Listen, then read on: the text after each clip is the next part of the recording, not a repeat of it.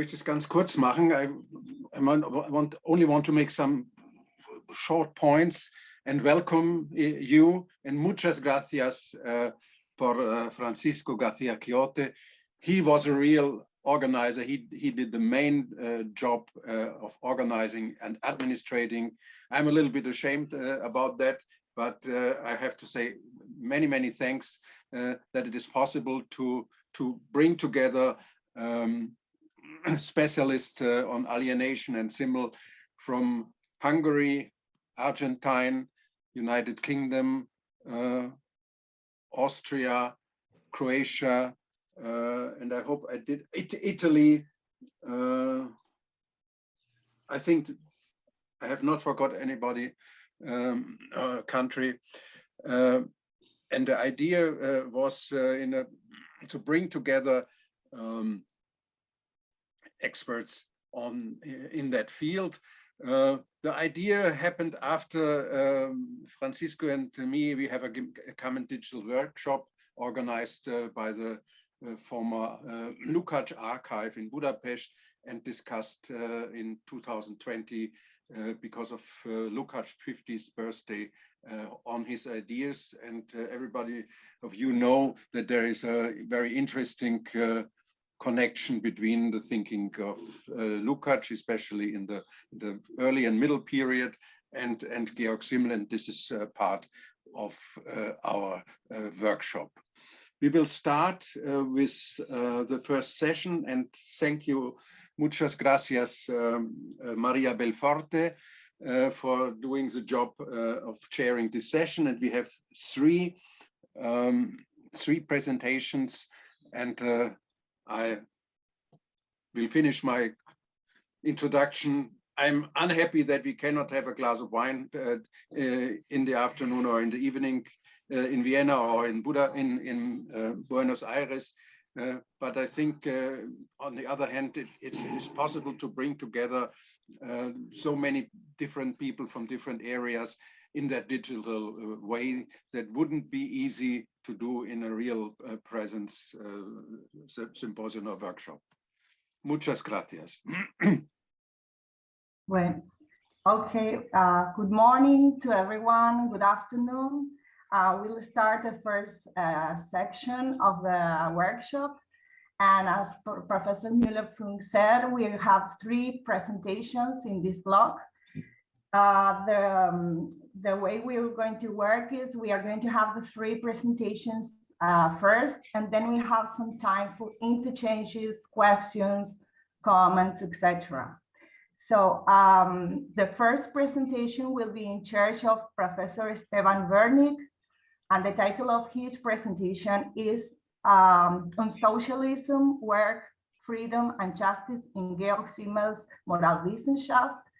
Professor Esteban Vernik has a PhD in social science at the Colegio de Mexico, and he is full professor of sociology at the University of Buenos Aires and a member of the National Council of Scientific and Technological Research at the Gino Germani Institute in Argentina, in Buenos Aires. His main fields of research are sociological theory and sociology of culture.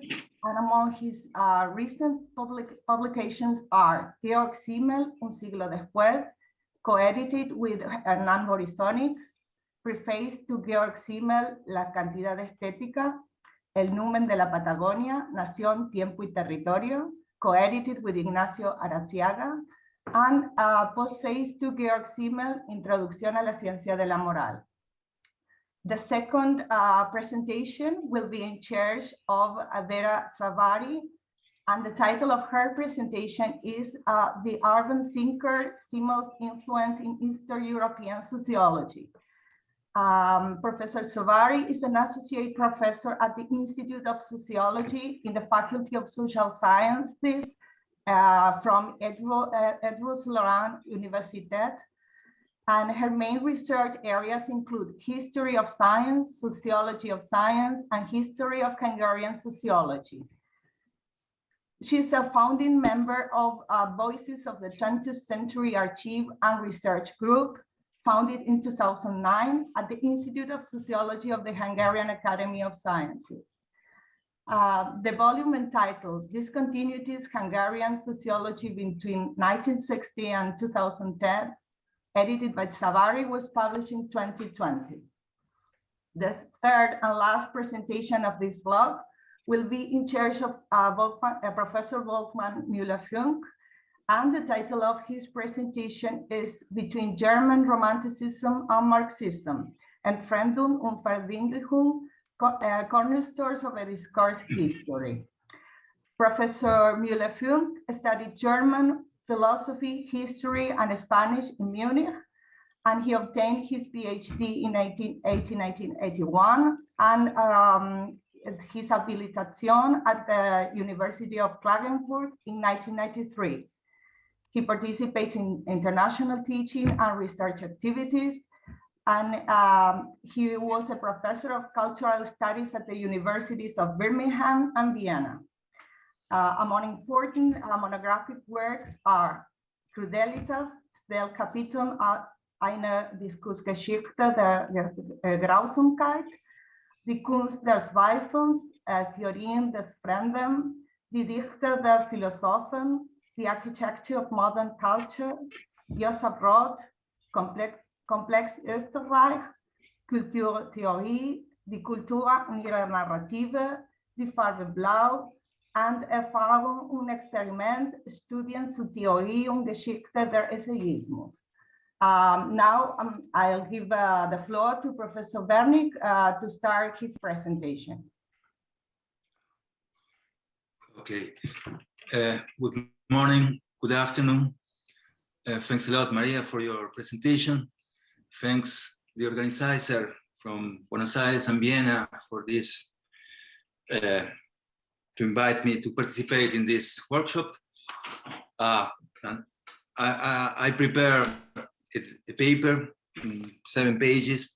I will try to read it in time, and at the same time, I will try to read it because my English pronunciation in the more slowly way I can. So, 1, Simmel's Moralwissenschaft and the Socialism. The historic error of the war was precisely shifting the cause of joy or pain to owning or not owning objects. Georg Simmel.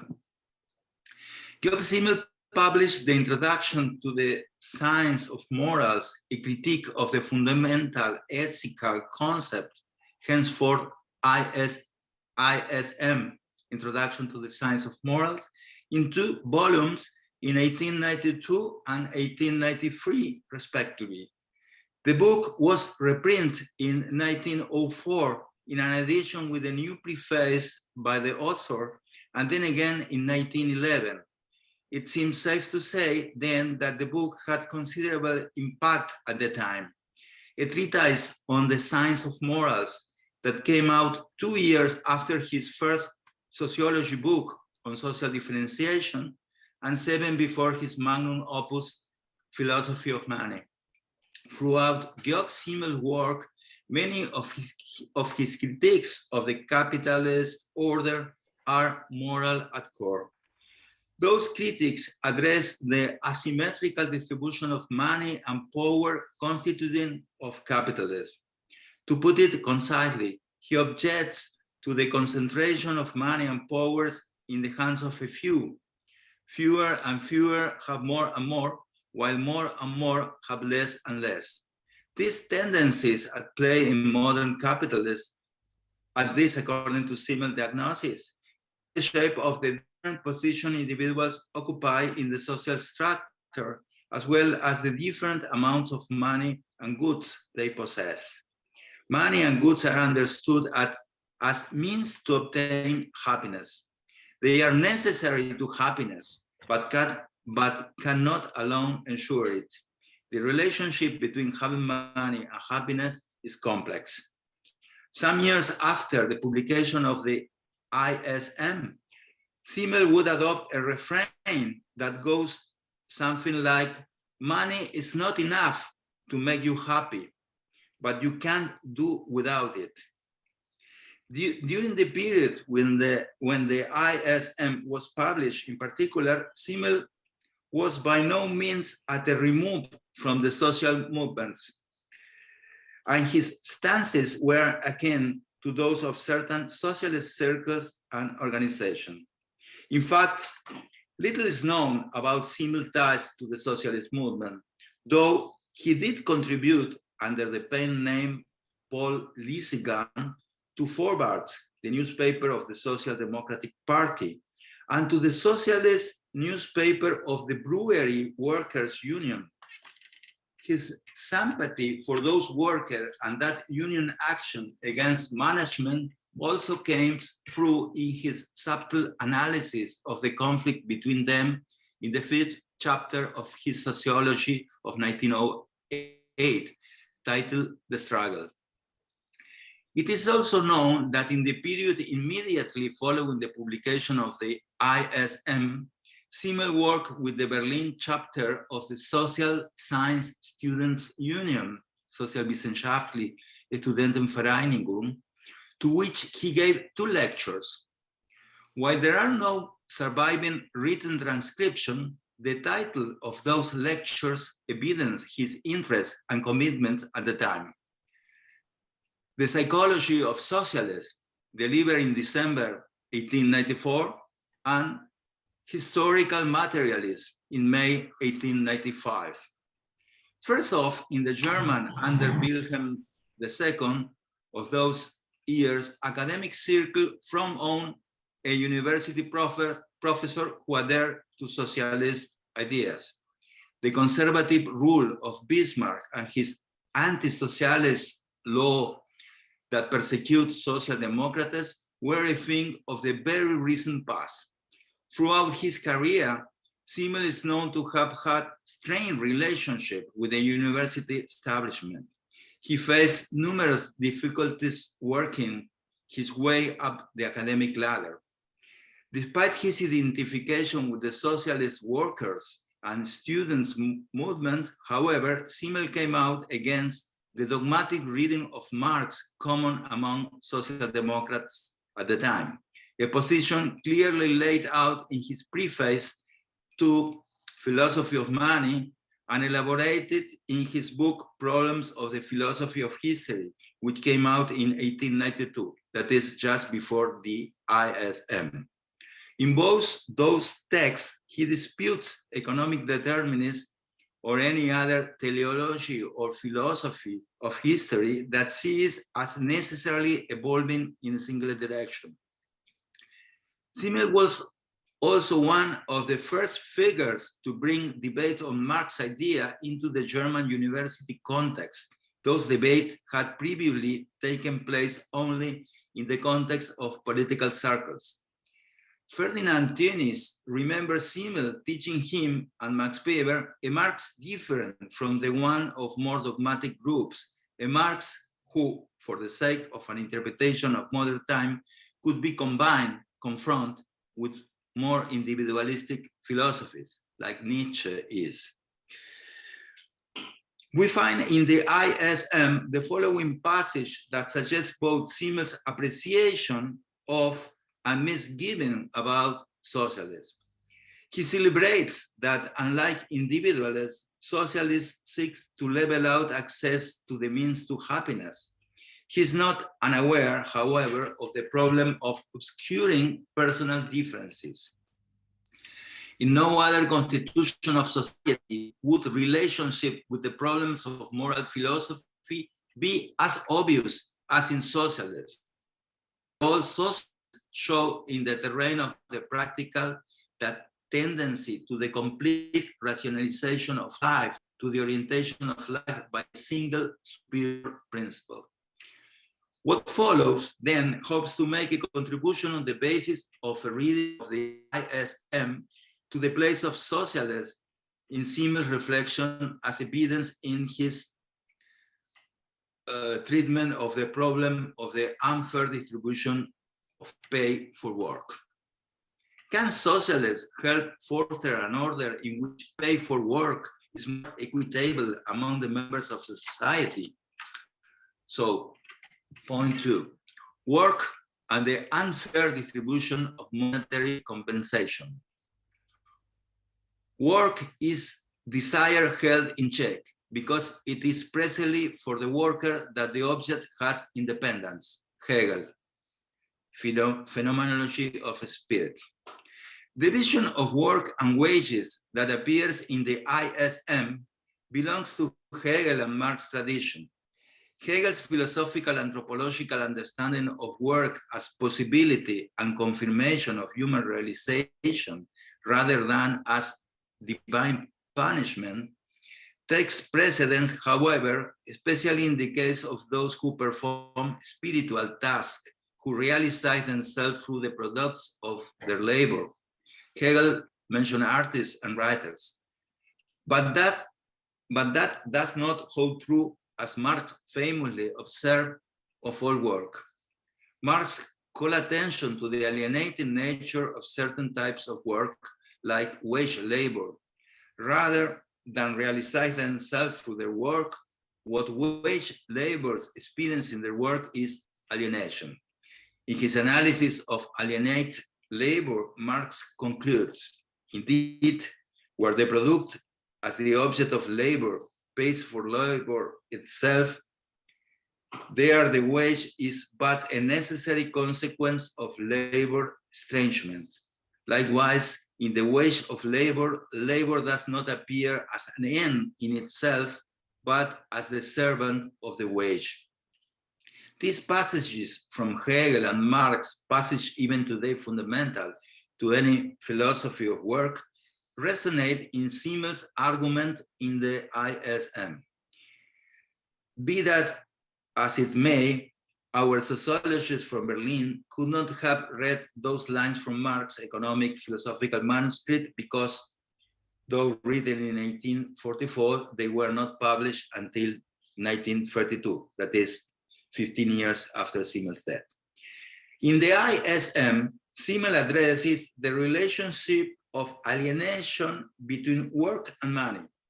One trait of bourgeois society, he argues, is unfair distribution of compensation for work. He dwells on the incongruency for vast strata of society between the efforts spent on work and the wages received in money. Regarding money, the ISM was published in the middle of Simmel's great discussion of it as means to happiness, means of all means, a means that in a mechanism characteristic of capitalist alienation turned into an end. The first seed of this discussion appears in his article on the psychology of money, published by Gustav von Schmoller in his yearbook for 1889. Simmel's disquisition culminates 11 years later in his Philosophie des Geldes. In that treatise, he tackles the alienating nature of money insofar as means of means, as source of an endless proliferation of means to the detriment of ultimate ends, a condition that, he argues, is structural to modern capitalism. In that context, the ISM interrogates how to conceive an equitable and fair distribution of monetary compensation for works. At stake is, in this exceedingly important moral problem, is an incongruency of principle that is between moral principle and the means to happiness. There is an unfair relation where, by and large, the least skilled jobs that receive the least compensation are the ones that make the greatest toll on the worker and her spirit. That is Simmel. Considering the tasks and traits performed in society, Simmel finds that in many cases, the most rudimentary and worst paid work is at the same time the most taxing, the work that requires the greatest capacity and determination. And here Simmel points out a major ethical contradiction, the discrepancy between the labor required and the compensation received in money. Let us look at the three cases addressed here by Simmel in his proto-sociology of work and alienation. The first case, the public servant, the second, the intellectual, and the third, the proletarian. In the case of the public servant, he observes that often reaching a certain tier means less work and more pay. Many posts are a complete sinecure, requiring very little real effort. And herein lies a moral contradiction, the disproportion between higher pay and great authority and rights on the one hand, and service rendered on the other. Simmel verifies then that some institutions are geared specifically to endowing the upper echelons with all means of power and enjoyment, and at the same time accepting them from any actual work. The lower ranks, meanwhile, must bear all burdens and give up all things necessary for happiness. For Simmel, as stated above, happiness requires not exclusively, but unquestionably a certain amount of money. But Simmel also points out that things other than money are required for happiness as well. Think of a spiritual order relate to the type of work we do, whether it realizes or alienates us. Monotonous, mechanical, and physically exhausting work is less conducive to happiness than creative and less exhaustive work. Simmel compares on the one hand the labor obligation to the lower ranks, the lower classes, whose tasks are cruder and ruder, those who, for instance, work underground in a mine, clean sewers, or perform the dangerous work of driving a locomotive or working in the chemical industry. And on the other hand, intellectual, the first case Simmel examines, who performs creative work where their personality is at stake. Intellectual work, whether performed as a professor, a scientific researcher, or a writer, it's, in many senses, performed out of a purely moral or altruistic interest. Its compensation is not proportional to its difficulty. It should not be unthinkable that neither need nor egoism nor external coercion of any sort be what drives someone to work, but rather that that work be performed solely out of interest in the thing and moral commitment to the social whole. That explains why, in many cases, intellectual works just out of interesting in the thing. The compensation is not central to her choice of the task. Interest in the thing, which of course can replace any external compensation, is only present in considerable amounts in creative and spiritual work. In relation to this interest in the thing, Simmel considers in contraposition the case of the proletarians. His reasoning goes, that incentive is missing in the cruder and more mechanical tasks performed by today's proletarians. These are tasks that tax spiritual energies, not at all, but corporal energies vastly. They demand putting up with aesthetic displeasure as well as boring mechanic daily toil. The work of the proletarians who are trapped in the coarsest and most corporal and monotonous job is only performed by dint of coercion or pay. In his critique of bourgeois society, Simmel calls attention to the maximum moral contradiction. Those rough, oppressive occupations lacking entirely in spirituality are the ones that receive the least monetary compensation. In Simmel, the following questions arise. What relationship is there between the compensation of those who perform creative work in which their personality is at stake and the compensation of those who perform coarse and repetitive jobs? What relationship is there between these different types of work and their monetary compensation? Why do some get paid an amount of money for work in which the person is realized, while others get paid less for work that is boring and taxing? In one case, the case of artists and intellectuals, their personality is at stake in the product of their work.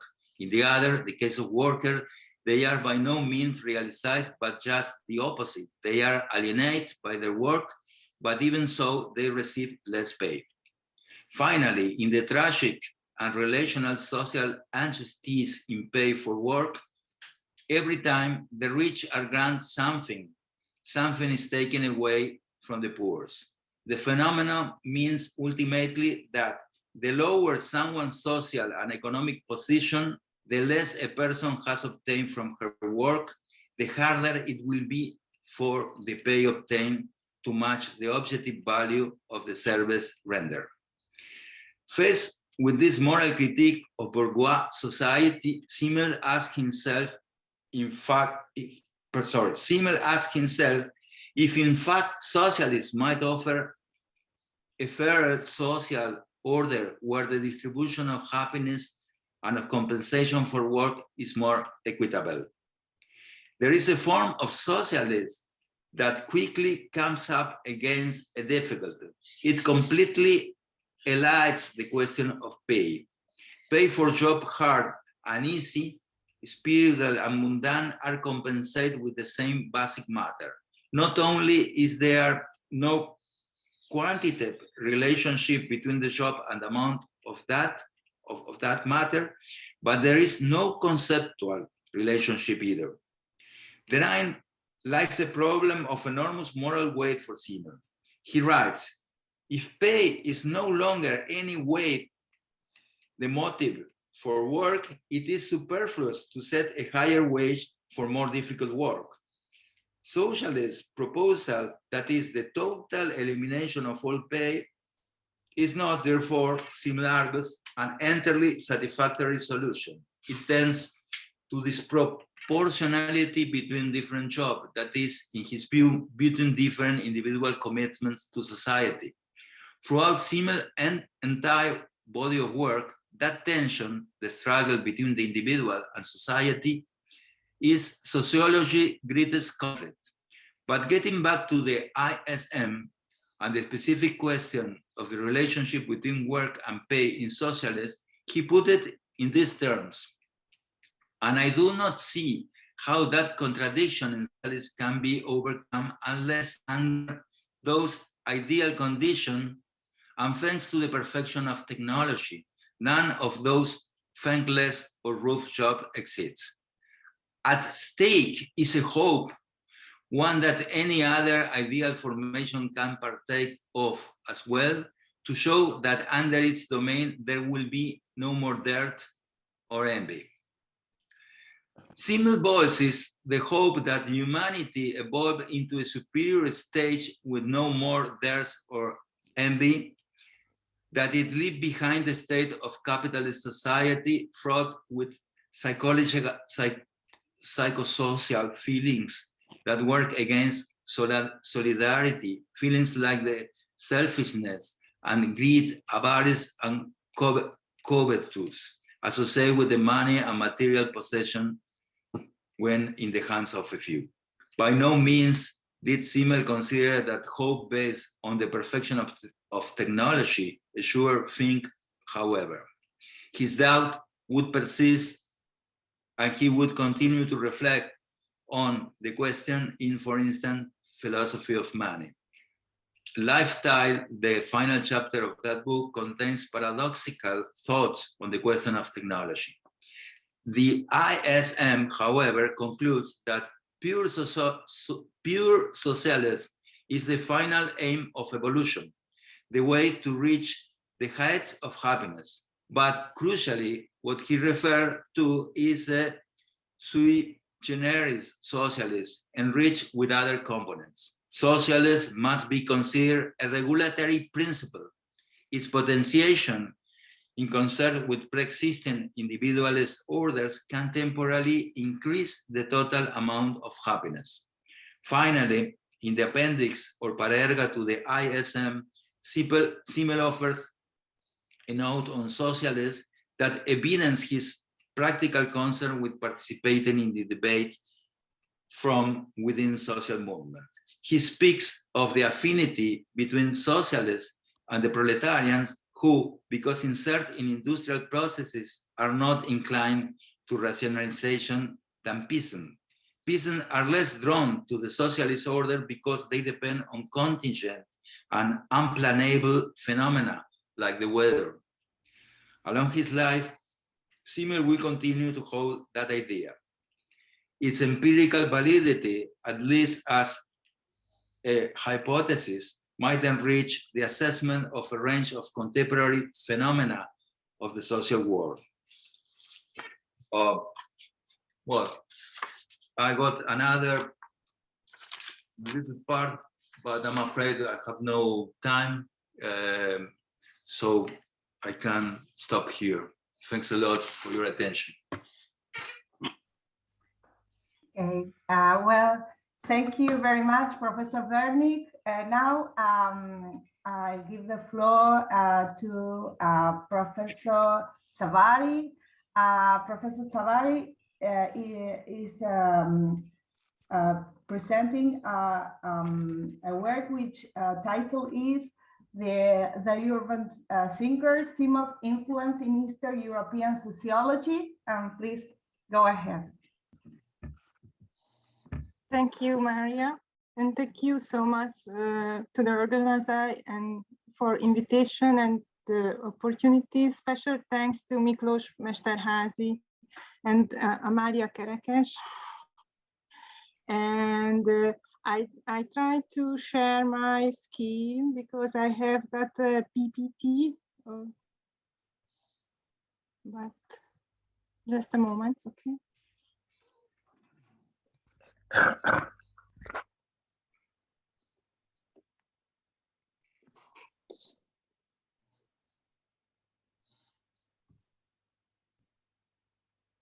It's okay.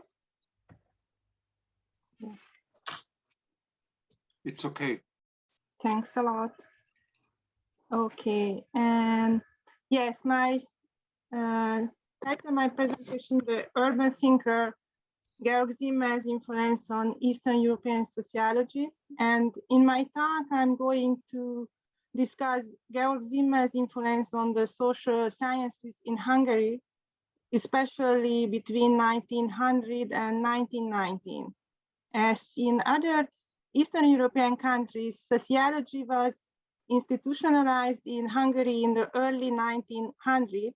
At this time, the first sociological journal was founded under the title 20. Század. You can see the journal. And 20. Század in English is the 20th century. And in 1901, the Society for Social Sciences was founded with the aim of creating a public forum for sociological debates and discussions. And mainstream Hungarian sociology at the time followed the models provided by Herbert Spencer's evolutionary and Emil Durkheim's positivist methodologies. The 20th century, the journal will, for example, published Spencer letter to the readers in its first issue. And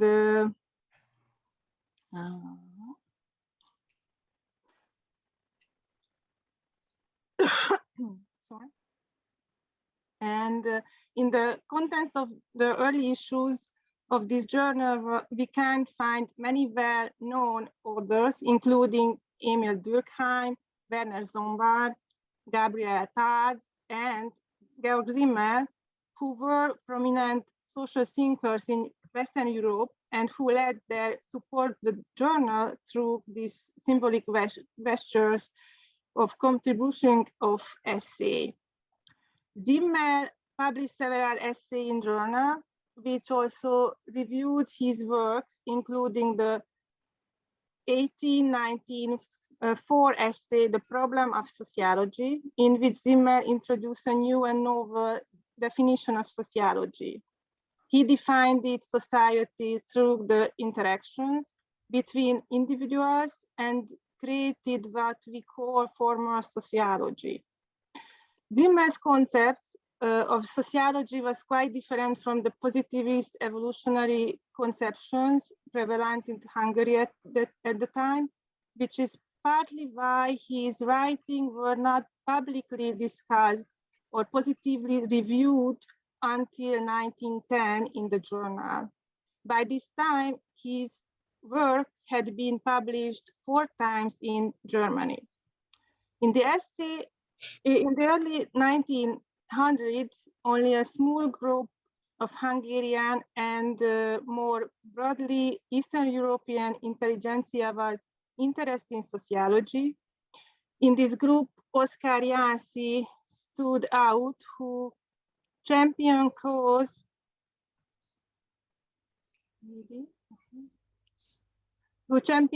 of social progress, modernization, and urbanization. It is important to note that according to the 1910 census, 62% of Hungarian society was made up of peasants, with 25% of the population being landmass poor, farm workers, agriculture proletariat, and industrial workers made up only 60% of the population. At the beginning of the 20th century, Hungary was an agrarian society, although the trends of urbanization, industrialization were underway since the late 18th century. Thus, it was a society transitioning from the orders of castes to a modern capitalist society. Thus, Jászai was most concentrated with assessing and reforming the social conditions of the time, for which solid scientific methods and theories were sought.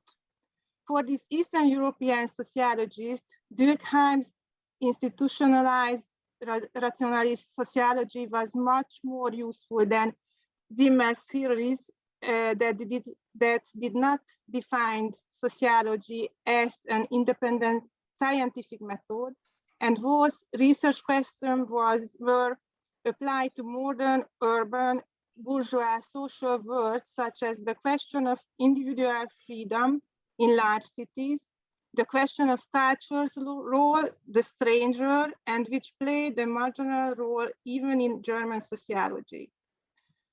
For example, Thomas Masaryk, who was the founder of Czech sociology, also criticized Simmel, saying that Simmel should set out a system and clearly define concepts.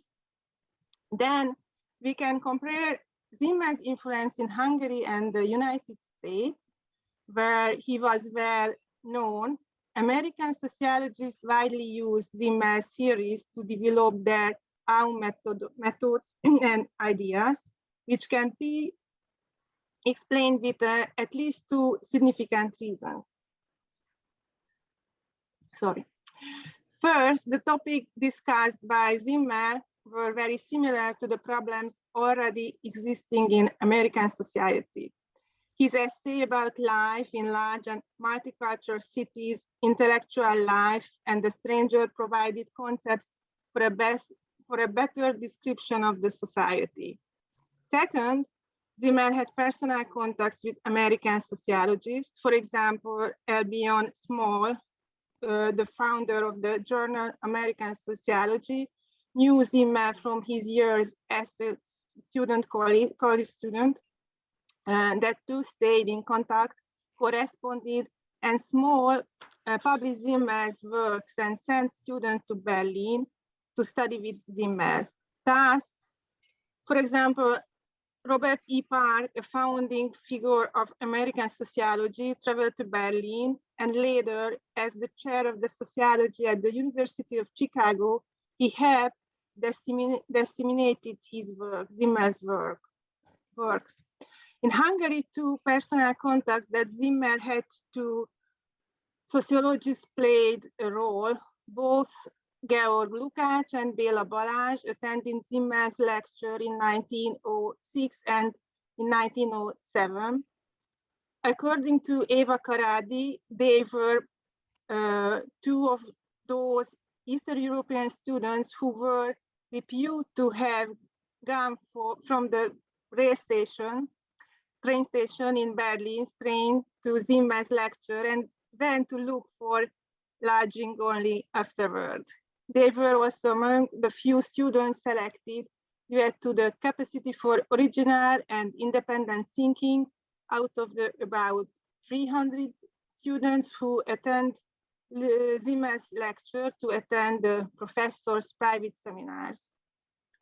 We can see a very significant influence on Lukács's early thought by Simmel, but Lukács's early writings were met with strong criticism by Hungarian intellectuals.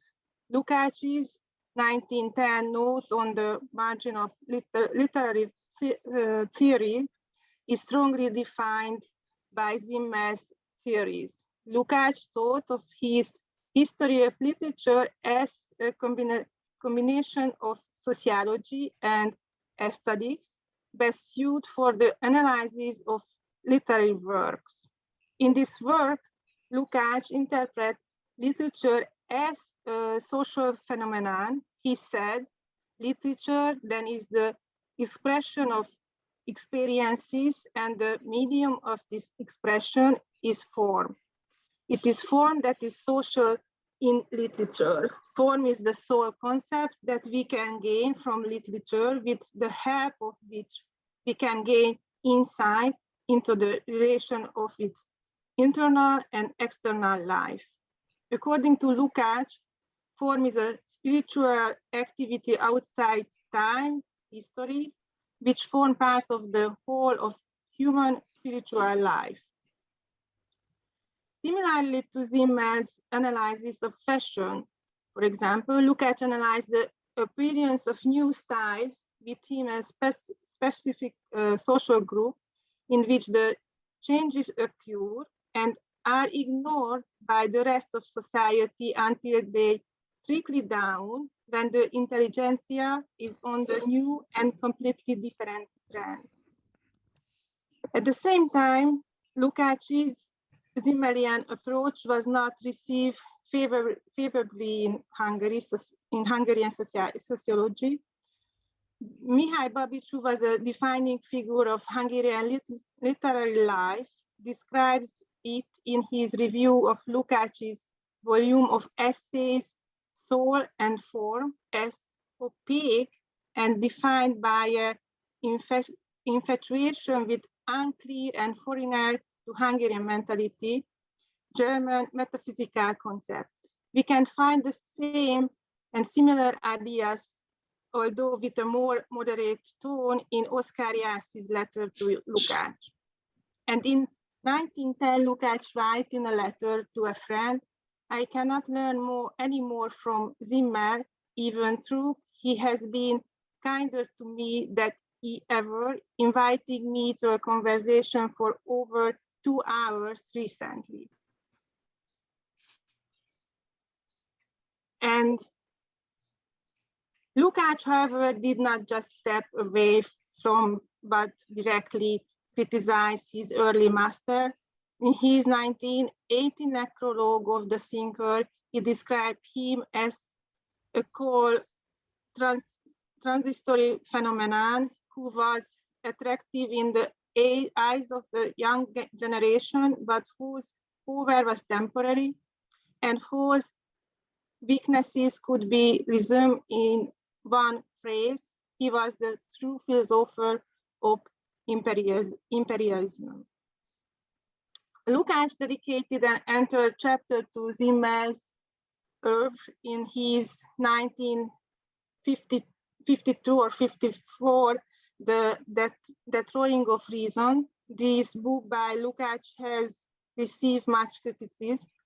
Some believe that in this book, Lukács judges and labels other thinkers and philosophers along ideological lines, and this is unacceptable. In Zimmel's work, Lukács dedicated the intellectual trends of the pre-war imperialists under the strong influence of Nietzsche, Friedrich Nietzsche, and Arthur Schopenhauer. He considered that significance of his oeuvre, the amount of opposing the philosophical and social consequences of historical materialism. Their labors are clearly very harsh, and one can sense the influence of the intellectual milieu in which Nietzsche was strongly associated with Hitler's National Socialism. And Karl Mannheim was another Hungarian sociologist who followed Zimmel's lecture for several semesters between 1920 and 1915. Mannheim was a defining figure of the Sunday Circle, founded by Lukács and Béla Balázs, and the closely related Free School for Intellectual Study. Although the members of this cycle were opposite to the free-thinking positivists that characterized the journal 20th century, they were planning a joint education project in the institutional context of the Society for Social Sciences in 1980. In 1917, Mannheim lectured on logic and epistemology, and in 1980 he gave the school's plenary lecture on soul and culture, which was later published as a book and contained many ideas that Mannheim borrowed from Simmel. Mannheim not only borrowed concepts from Simmel, but he also adopted Simmel's definition of culture. His lectures aimed at outlining the unifying ideas of the circle, the concepts of object and subject, objective and subjective culture, which follow Simmel's idea of cultural alienation. Okay, so you can see my hand.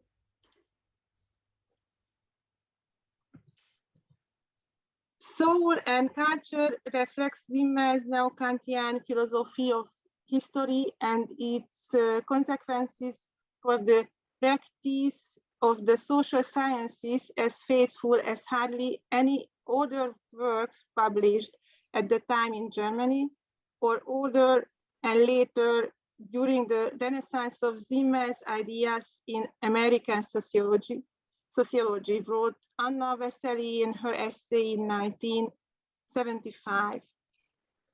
Mannheim was a really competent reader of Simmel's works, and he could have created a possibility for introducing Simmel into Hungarian intellectual life, which suffered from the effect of political and economical crisis. It is one of the specific of the history of Hungarian sociology that politics and political upheavals have strongly affected the social sciences at all times. Those who participated in or even sympathized with the 1918 social democratic and the 1919 communist revolution faced several relations. At the end of the 1918, the Sunday Circle was banned, and the same was the fate of the Society for the Social Sciences and the journal 20th Century in 1919. Most Hungarian social scientists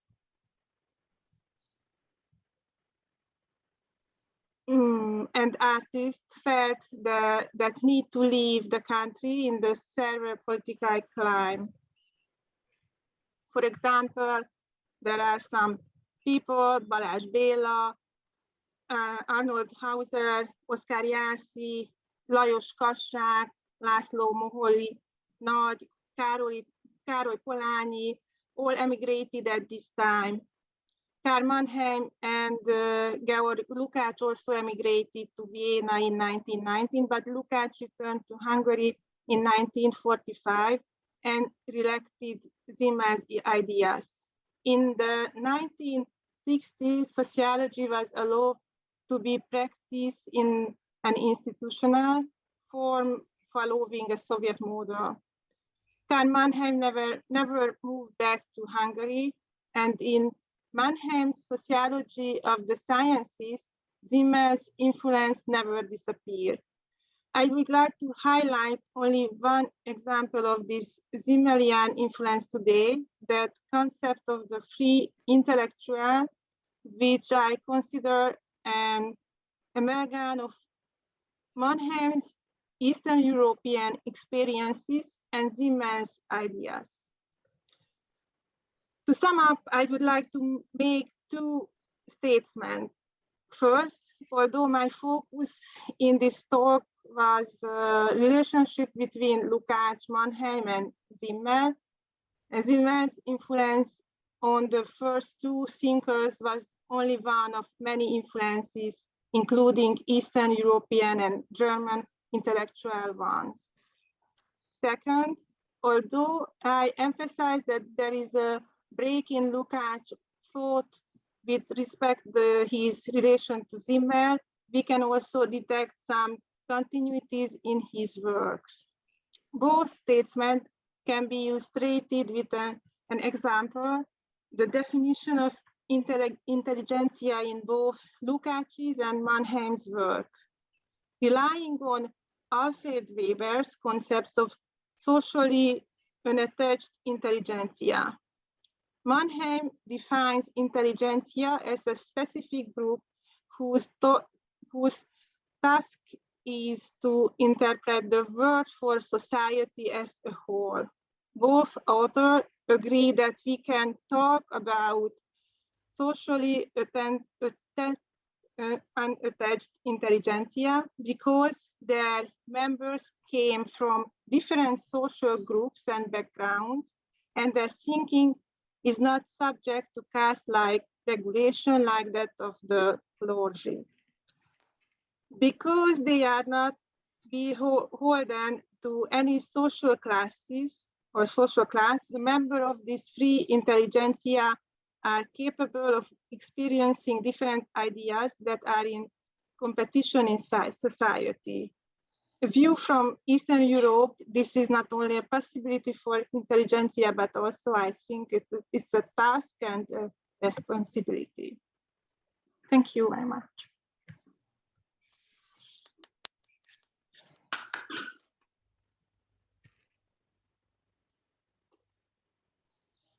Just a moment.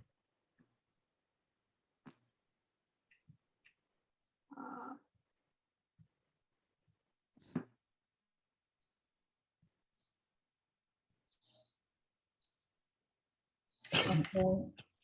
So, sorry.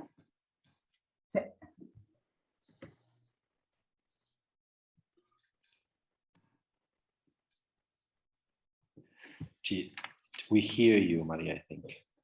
Yeah, so thank you, Professor Szabari. Now we'll listen to Professor Wolfgang Müller-Funk. Remember that we'll have some time for questions and comments at the end of the three presentations. The title of this presentation is Between German Romanticism and Marxism, Entfremdung und Verdinglichung, Cornerstones of the Discourse History. Please, Professor Müller-Funk.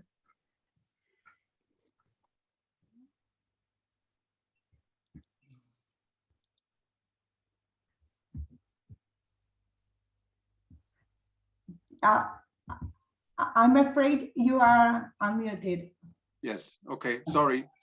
Usually, alienation in all its shading meanings and together with related phenomena, reification, is brought into connection with the unfolding of Marx theory in the engagement with Hegel, referring to earlier writings such as a Paris manuscript or the German ideology, Deutsche Ideologie, along the chapter fetish character of the commodity. But even within the discourse going back to Marx, there are differences. Theorists such as Walter Benjamin or Theodor Adorno, in the wake of Lukács and probably also Simmel, have defined the concept of alienation more broadly. Here, alienation becomes a social and cultural finding of a modernity that is seen as a crisis and loss, as erosion and rupture, but also as a reason for enabling a new aesthetic in the arts.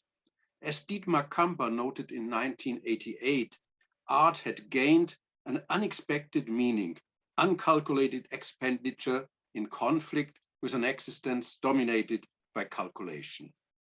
Peter Sima, a highly readable, sociologically oriented introduction to the subject of alienation, even speaks in the subtitle of the pathologies of postmodern society. Unmistakably, the standard narrative of alienation, with all its variants, is a tragic narrative in the sense of Hayden White.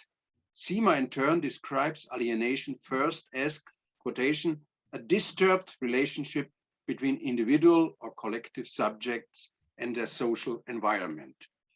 It includes being alienated from oneself, as well as the feeling of dealing with alien people, objects, or institutions. And another peculiarity characterizes at least the narrative of alienation going back to Marx, the promise of redemption from this sad state of existence in the wake of a society in which everything will belong to everyone, Benjamin, and with the abolition of exploitation in socialist communist society, alienation and reification are also abolished. The utopia of socialism was always linked to the disappearance of the pernicious medium of money. Some passages in early Marx provide images that are strikingly similar to the return to Rousseau's original state, zurück zur Natur. In many early green discourses, nature becomes a bearer of hope for overcoming alienation. In this respect, another discourse history of alienation emerges at this point, which can be described as romantic, and of course as pre-romantic and post-romantic. We want to follow the traces in the following and ask to what extent they can also be heard as murmurs in modern and postmodern narratives. The common denominator between Marx and Rousseau may be that in both cases, an initial state is presupposed in which no alienation prevailed, but rather the world surrounding man is at home. In this context, it should be remembered that the German word Entfremdung carries a double meaning. This has to do with the peculiar prefix ent, which in its meaning initially contains an indefinite negation, precisely a withdrawal. In contrast to the usual meaning, in which alienation describes a process of becoming foreign as a historical fate of modern humanity, there's also a de-alienation in the sense that foreignness would be taken away and dissolved, an alienation of alienation, so to speak. This also leads to the question of whether and to what extent the romantic discourse, together with its devotion to nature, is not substantially different from Marx's post-Enlightenment discourse. Point 2, Adorno. Adorno is also an interesting case because the overlaps of romantic and Marxist discourse elements come to light in his highly paradoxical and inconsistent statements and reflections. One might think of Adorno's interpretation of poems by Eichendorff and Hölderlin. In his posthumous opus ultimum, Aesthetic Theory, Adorno presupposes the Marxist theorem of alienation and the nature complex that goes with it. He does not systematically unfold the category of alienation at any point. Interestingly, he uses the term most sporadically. At one point, he uses it in an exceedingly disdainful manner and assigns it to vulgar sociology. Throughout, Adorno gives preference to the concept of reification over alienation. Alienation is predominantly enacted in the field of distribution. Here, according to the post-Marxist thinker, exchange value substitutes for use value. In the quotation, completed commodity economy, a complete reification of relations occurs. This creates a triad of the following phenomena: alienation of labor, reification of human relations, fetishism of money, and with it systematically false consciousness. The reification of the world is forced by the access of modern sciences to the human being. They lead to a systematic disturbance between the inner world of the subject and the outer world of objects. There is talk of quotation, disproportion to the depotentiated subject and dissonant. The plus of reality slays the subject and what it lives on, experience. This thought is already found in Benjamin's prominent essay on the disappearance of narrator and narration in a modern novel. Alienation, one could say, with regard to Adorno, is, quotation, rupture of subject and object. Adorno heightened this pessimistic finding by seeing this omnipresent reification as, compared to Hegel, false totality in which modern man inescapably entangled. Adorno bases his aesthetics, which can certainly be regarded as a theory of modern art, on this finding of alienation and reification. The reified society forms the basis and starting point. But in contrast to Marx's base superstructure model, the superstructure is not a simply reflection of economic conditions, but holds up a critical mirror to society. Art is a polarization, and that means art in a normative sense stands in a negative relationship to reified society. It has a task of appropriating the foreign. And it does this primarily through a refined form of mimesis. Adorno connects the diagnosis of reification with the cultural analytical finding of the fetish. The fetish is a magical object of a recent society that does not know anything about itself. This ignorance returns, figure of regression, in modernity through the fetishism of money. Quotation, modernity is art through mimesis to the hardened and the alienated, not so much on the semantic level as on that of form. There is an indissoluble connection between the objectivation of late capitalist society and that of modern art. Quotation, art does not mitigate alienation, but heighten it to the point where it becomes visible to the eye. In this very special mimesis, it sharpens its rejection of the reified world. Normative modernity is not a retreat into inwardness, but a mimesis of alienation. It is even stranger than the things of the capitalist world of things, and thus so shows the false society quite bluntly. The normatively conceived art of classical modernism is sentimental in Schiller's sense, a reflection that includes itself. Quotation, art expresses the strangeness of the alienated only in recourse to itself. At one point, Adorno even speaks of the fertile moment of its objectification. Art wants to admit its impotence vis-à-vis late capitalist totality and inaugurate its abolition.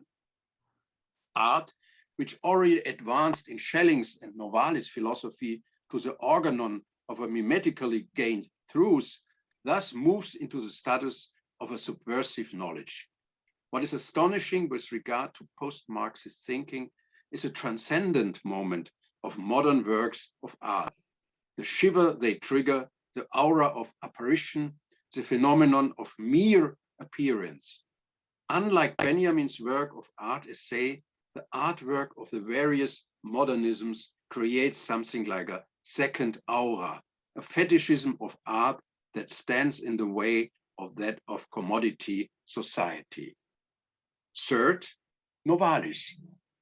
What makes Novalis so interesting is not so much the melancholic, but rather the critical progressive assessment of alienation, as it is evident in the various collection of fragments between 1797 and 1800. For example, when the ego enters a state of mystery, quotation, the ego has a hieroglyphic power. Self-knowledge as a fragment from 1797 puts it, is only possible through alienation, or more precisely, through self-alienation. Alienation thus becomes the indispensable operation of self-knowledge and dealing with oneself. But because of strangeness and selfhood do not form an inclusive opposition, the thought figure of paradox presents itself. Quotation, only through unfamiliarity with ourselves, withdrawal from ourselves, does an incomprehensibly arise here that is itself incomprehensible. Vermischte Bemerkungen, Blütenstaub, 1797 to 1798. Strangeness is thus not a malign fate that befalls us historically as a species, but a component of our existence. An aphorism anticipates findings of phenomenology. I am thinking, for example, of Bernhard Waldenfeld's study, Der Stachel des Fremden, the sting of the strange, when it understands experience as taking in something foreign. Incidentally, it is revealing that Novalis rarely uses the term alienation, but rather the Latin term, and thus speaks of the alienation of myself. In Aus dem allgemeinen Brouillon, however, Novalis uses the term alienation when he writes, we naturally understand everything alien only through self-alienation, self-transformation, self-observation. A shift in meaning becomes unmistakably visible here. Then in this act of auto-alienation, the human being is understood as an actively acting being, as the following quotation also proves. The scholar knows how to appropriate what is foreign and make what is his own foreign. The mind should be foreign and delightful to itself, while the spirit transforms what is foreign into what it is own. Finally, alienation is related to the phenomenon of heterogenization and made vivid by the example of the different limbs on the body through caressing. The spirit is said to be aligned and delightful to itself, while the mind transforms what is alien into what it is own. Finally, alienation is related to the phenomenon of heterogenization and made vivid by the example of the different limbs on the body through care dressing. Lukács. The special position Lukács occupies in discourse on alienation is related to the fact that there are two quite different concepts on that. Is clearly visible in the traces of Romanticism and post-Romanticism movement, and another that systematically reconstructs Marx theory of alienation and contextualizes it at the core of an updated Marxist philosophy. At the beginning of the influential study Theory of the Novel, published by Paul Cassirer in 1920, already shows this historical philosophical attempt on the form of the great epic, is soaked in and shaped by romantic and transcendental philosophy right down to its ductus. Blessed are the times for which the starry sky is the landscape of the path that can and must be taken. Quotation. The very first page invokes an aphorism by Novalis that Lukács made prominent. Philosophy is actually homesickness, the drive to be at home everywhere. The young Lukács does not speak of alienation at this point, but of a rift between inside and outside, between I and the world. This is what the new form of the novel speaks of, according to the findings. Quotation, all the cracks and abysses that the historical situation carries within itself must be included in the composition and cannot and should not be concealed by means of composition. In this respect, the novel becomes the form of man's transcendental homelessness. Lukács' early text also already speaks expressis verbis of the alienation between man and his entities. He sees the strangeness of nature in its double form, object of cognition and consoler of feeling. This entire complex of longing as a symptom of this social alienation. Such a longing can only arise when, quotations, a self-created environment is no longer a father's house for man, but a dungeon. At this point, Rousseau's narrative still resonates when it speaks of his having created entities that were truly appropriate to him. The happy man, in this case, a largely temporarily indeterminate man of antiquity, does not yet know the longing of modern man. He misses nothing, and he has also lost nothing that he strives to regain. For him, the starry sky, the cosmos, serves as a map of orientation in the world. Even if the style of the text is strongly influenced by Novalis and also by the ideology of Hegel, some motives that overlap with the later work can already be detected here, such as the idea that man is confronted with the structures, laws, and institutions he has created as an alien power. But commodity, exchange, or money do not yet come up here.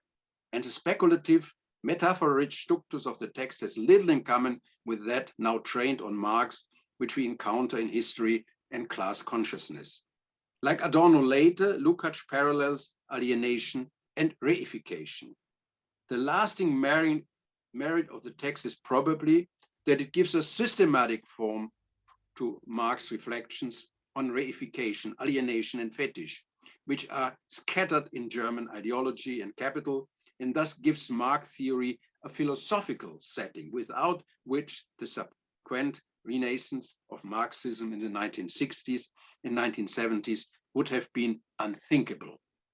For Lukács in 1923, the specific essence of a developed capitalist society is based on the fact that, quotation, a relationship between persons get the character of a thingness, Dinghaftigkeit, and thus acquires a ghostly objectivity, which in its strict, apparently completely closed and rational self-legislation conceals every trace of its basic essence, the relationship between people. This development, of course, only takes place in modern capitalism, when, quotation, the circulation of commodities and its destructive consequences are capable of impressing the whole external and internal life of society. Geschichte und Klassenbewusstsein. At one point, the Marxist philosopher Lukács mentioned his old teacher, Georg Simmel, when he attests to the latter's philosophy of money, describing details of the culture of capitalism astutely. The findings of a permanent crisis of capitalism trained on Marx also include radical division of labor, anonymity, and a totality of emptiness resulting from the substitution of use value by exchange value.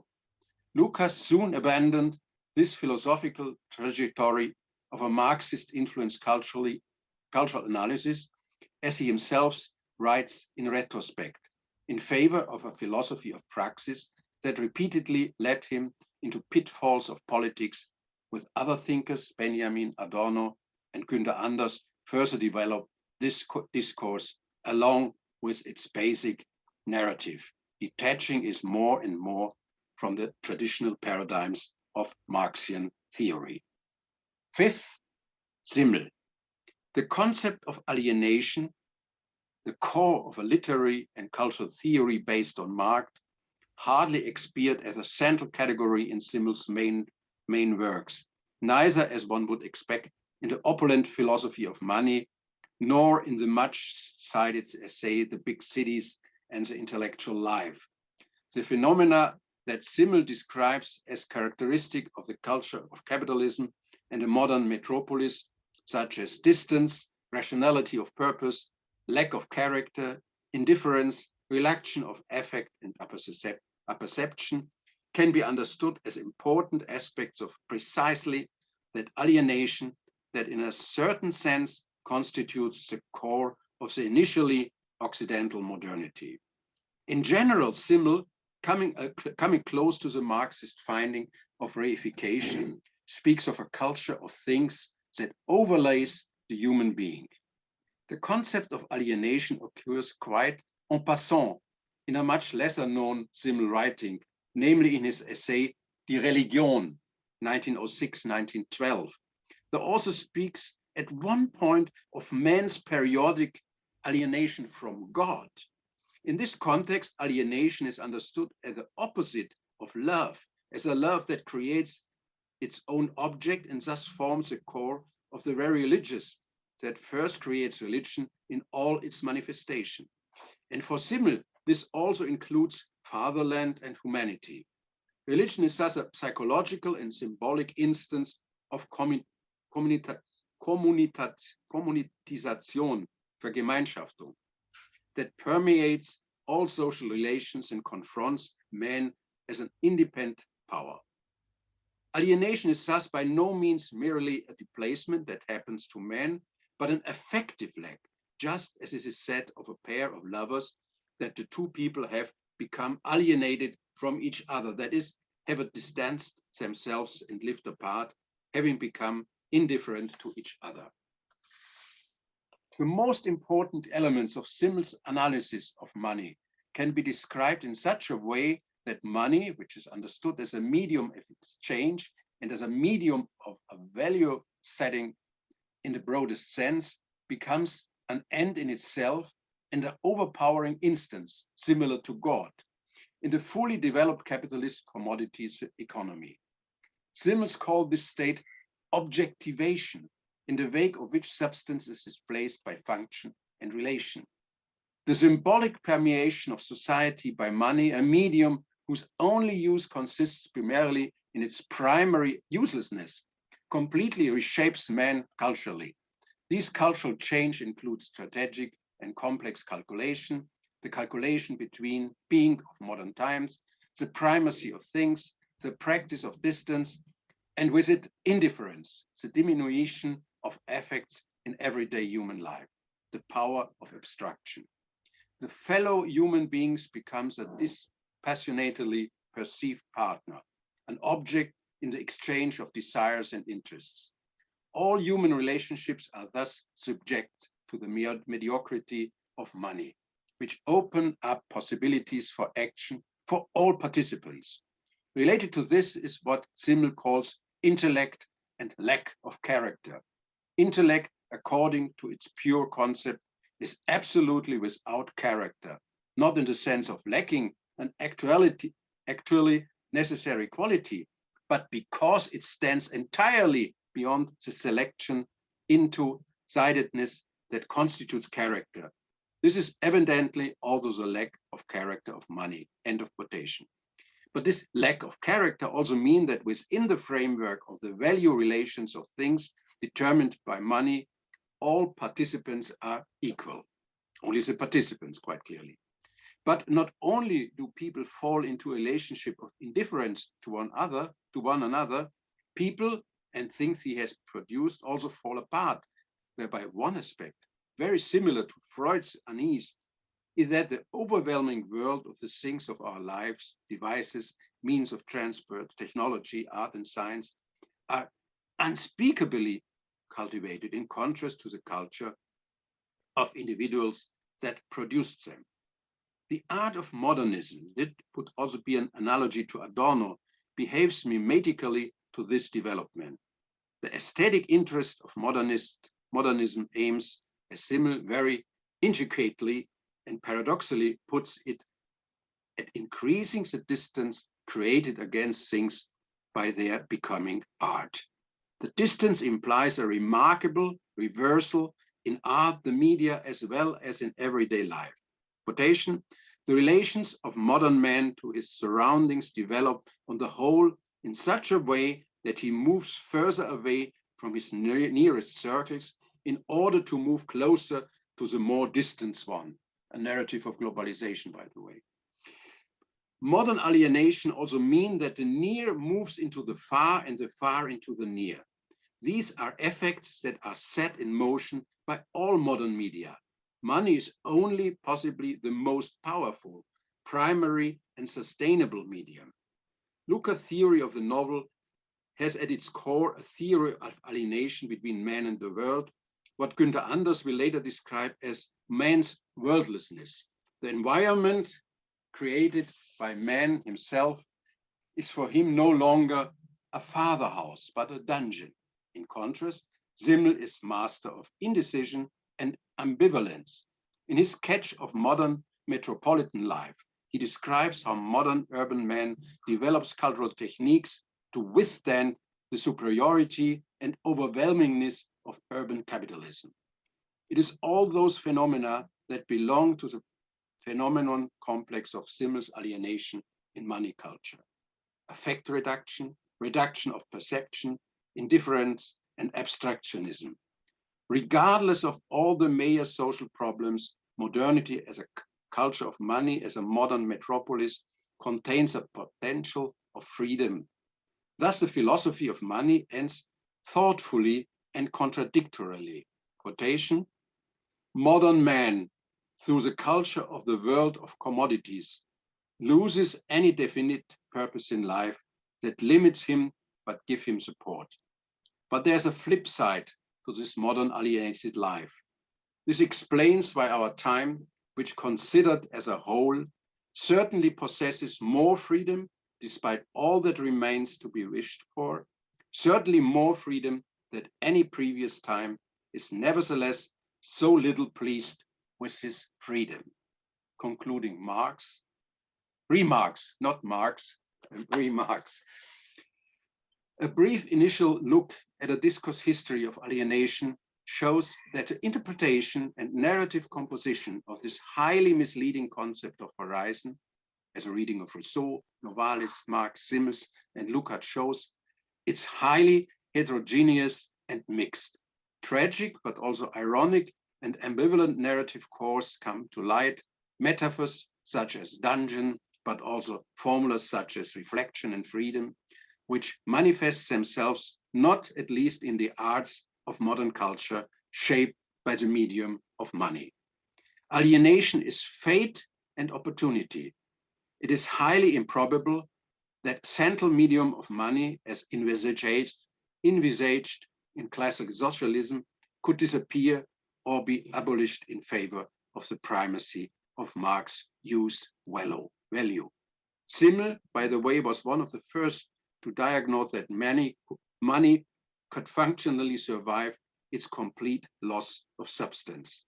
On the contrary, as we see today, this loss reveals the teleological character of money, which will further exacerbate what was once simply alienation. Thank you. Okay, thank you very much, Professor Müller-Funk.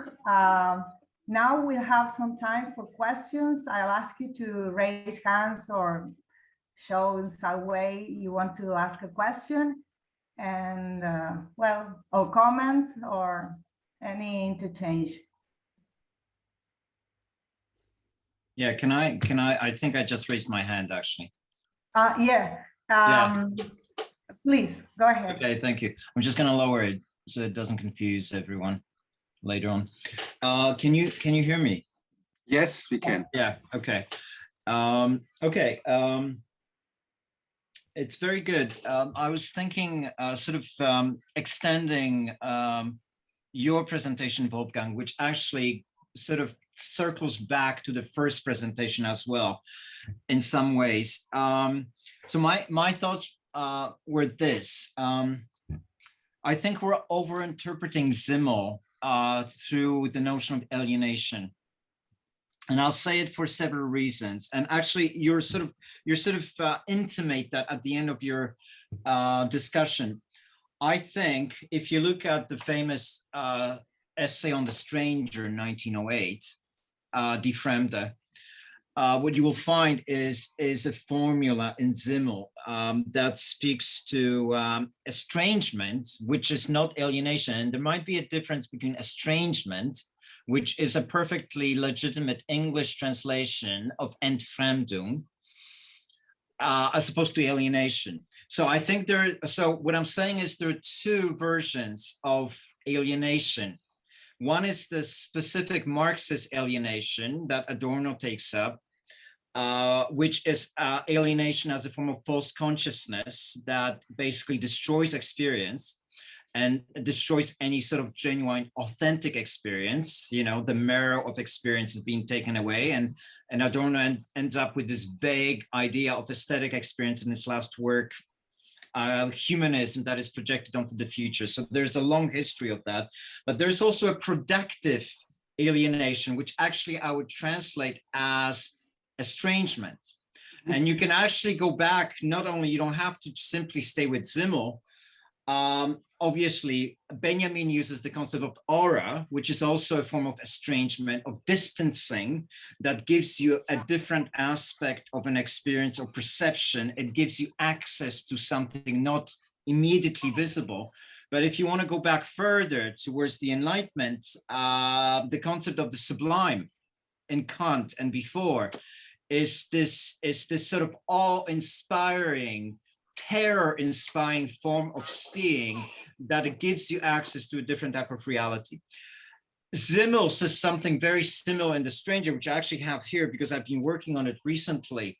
And the entire formula in Simmel, in The Stranger, is, quote, how factors of repulsion and distance work to create a form of being together.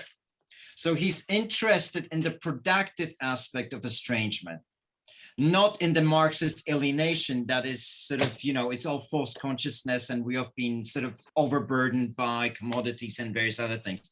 So I would call, so I think we need to differentiate very carefully, because that could be a very productive way of thinking between Entfremdung as estrangement and distancing, and Entfremdung as the standard alienation and reification, which have two separate philosophical histories in some ways.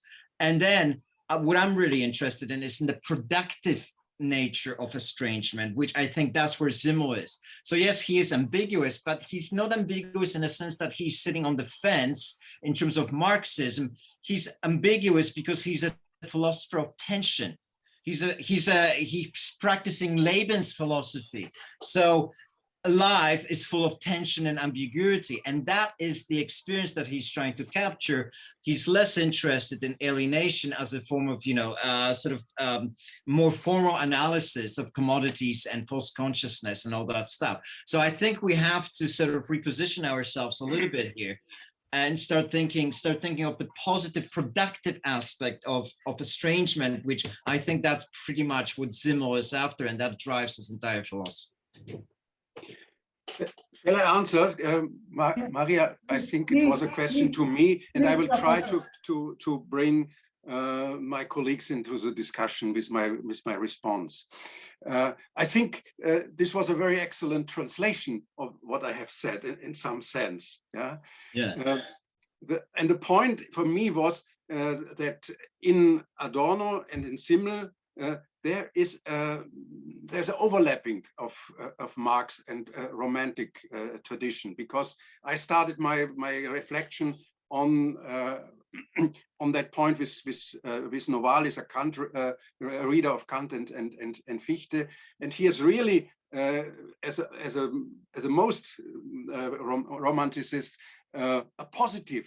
He make a point of a positive element of what you call estrangement. Yeah. Yeah. So that is quite clear, but Simmel is a little bit in an ambivalence, because to some extent his philosophy of money is an analysis of the superstructure of capitalism, and he finds similar elements interesting, avoiding formulas as fetishism and alienation and etc. etc.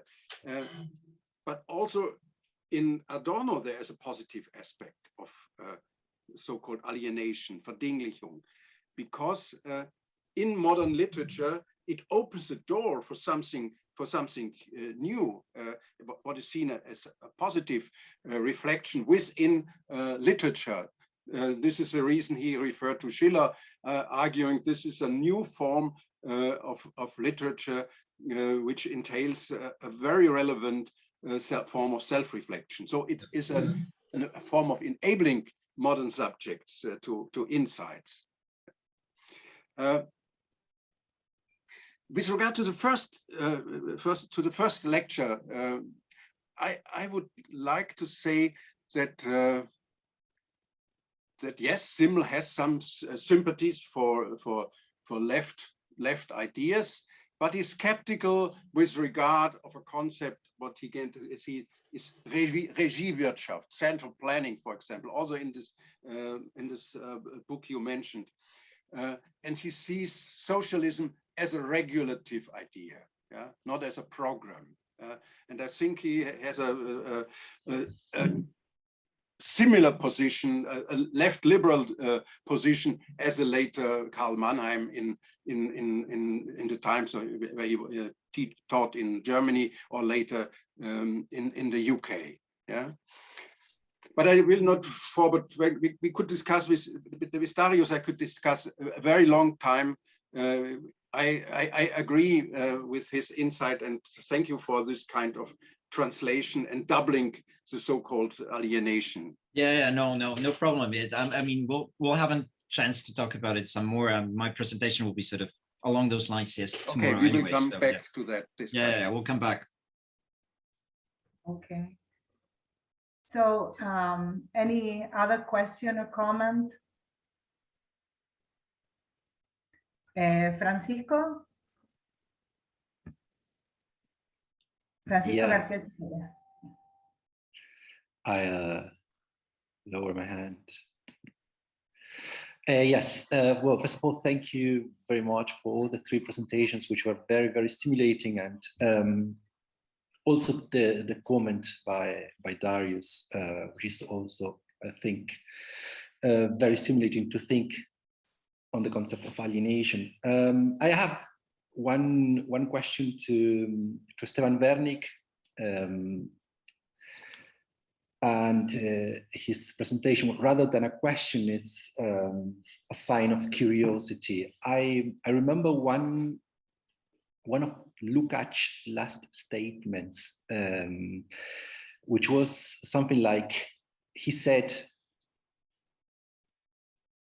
before he died, he said something like, it was very good, or I was lucky enough that my theoretical development had as starting points Simmel and Weber, and not Kautsky.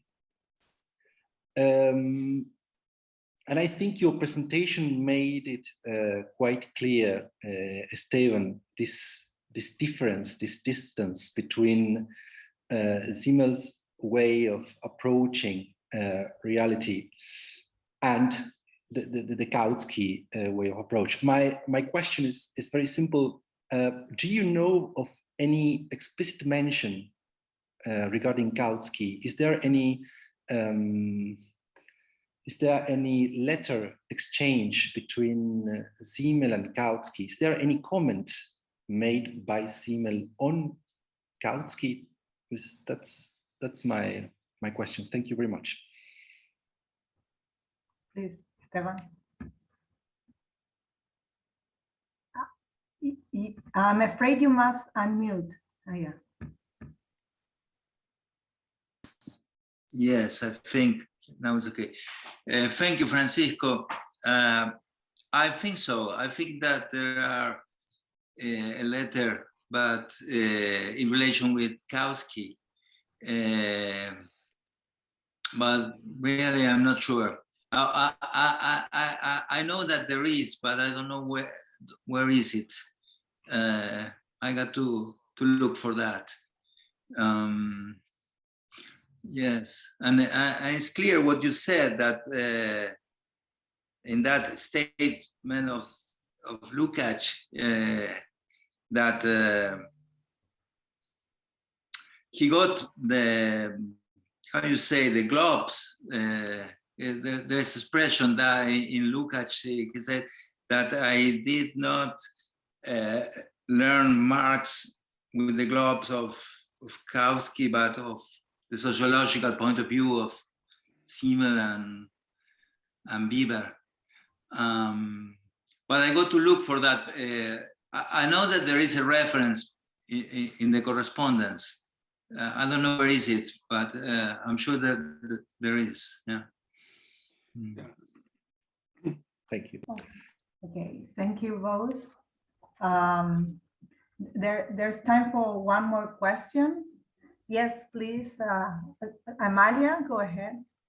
Yeah, thank you very much. I would like to ask a question to Esteban Vernik also, and my question is how different is his notion in the quoted works of working class?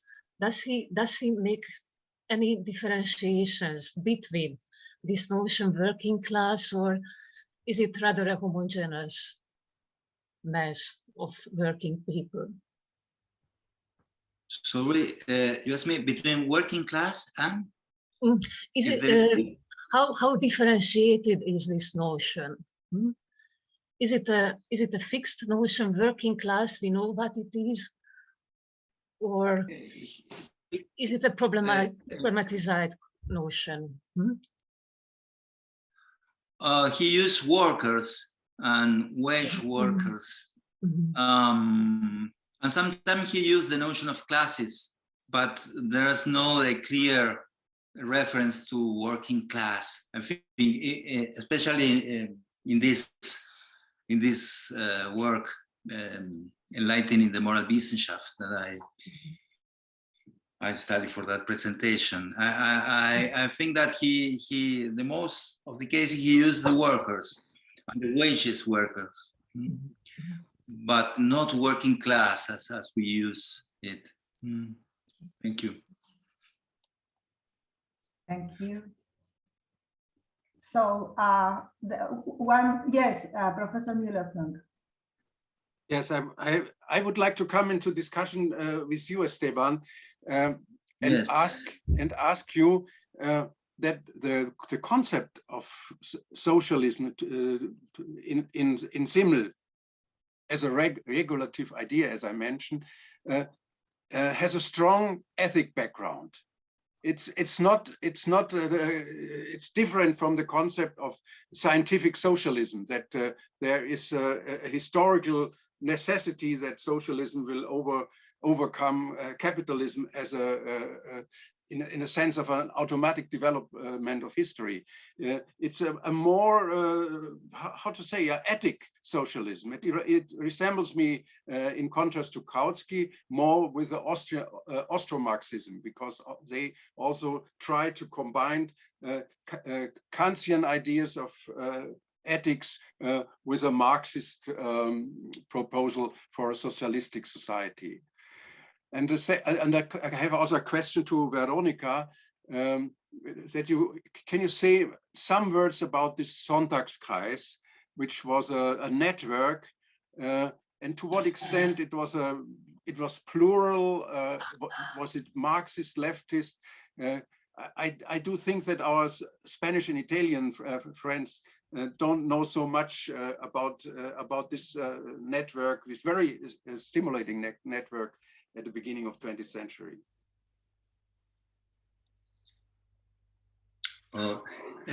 Thank you. Yes, in effect, Simmel thinks socialism. I think Simmel thinks socialism as a regulative principle of happiness and access to the mediums. Yes. And I think also that the critic that Simmel, with that in the way that Simmel thinks capitalism is more than anything a moral criticism of the system. No, that there is something in relation with the possesses of goods and money, and the relationship with poor, the relative relation between rich and poor, that there is a basic injustice in relation is a moral.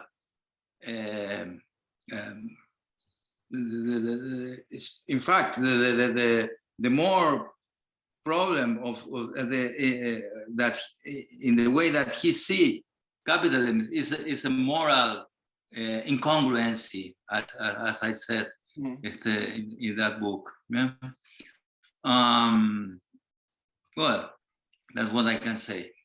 Thank you very much.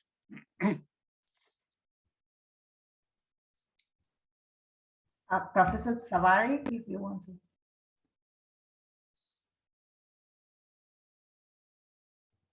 Sorry, okay, can we hear?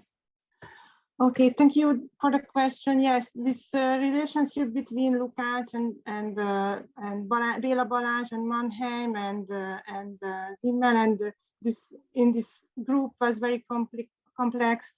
On the one hand, there were intellectual links, and there was also a kind of a political link, and in many cases there were also family links, and it was so colorful. And I think it's most interesting in this relationship in this network that in Hungary and in Eastern European, the role of the social scientists and the role of the politician are often not separated. For example, Oskar Jászai or Georg Lukács, but later András Hegedű, who was a Hungarian prime minister in 1956 and during the revolution, and who played a central role in the establishment of sociology in Hungary in the 1960s, played a major role in both fields, political and scientific fields, their careers. And they sometimes, if not directly, but use their political capital in the academic field as well. And it's very interesting. This was, I think, because that in institutional of the social scientists in Hungary and in Eastern Europe were not solid. Political changes often occurred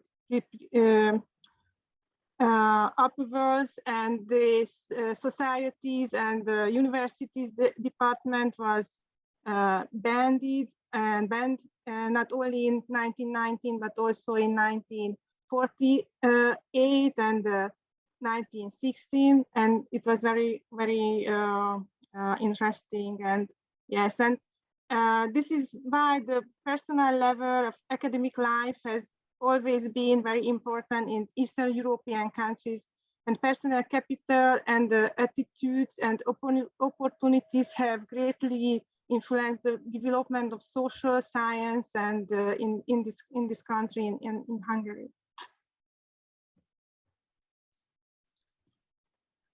Okay, thank you.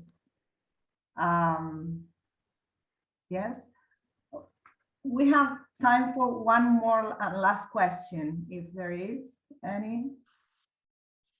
If not, well, I think we can finish this first section, and we thank all the participants, the questions, the interchanges, and we'll invite you to connect again in an hour. Francisco, 1 hour, yes, at 11:30. Yeah, 11:30. Or 4:30 or 3:30 or yeah, I'm sorry. Depends where we are. Yeah, of course. Well, I'll see you later then. See you later in 1 hour. Yeah, we'll see you later in 1 hour. Thank you very much. In 1 hour. Thank you all. Shall we leave the